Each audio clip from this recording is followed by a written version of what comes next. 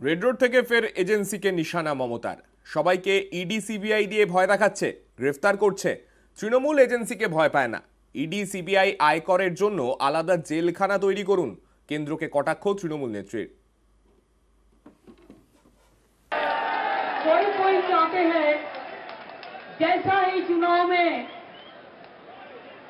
सबको डर डर दिखाओ, सबको एनआईए में डाल दो, सबको सीबीआई में डाल दो, सबको इनकम टैक्स में डाल दो, सबको ईडी में डाल दो।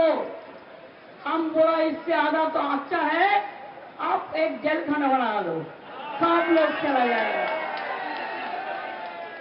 लेकिन हिंदुस्तान में 130 करोड़ का 130 करोड़ का देश है, अब सबको जेल में डाल सकते हैं। हम लोग रॉयल बंगाल टाइगर का तलवार लड़ते हैं।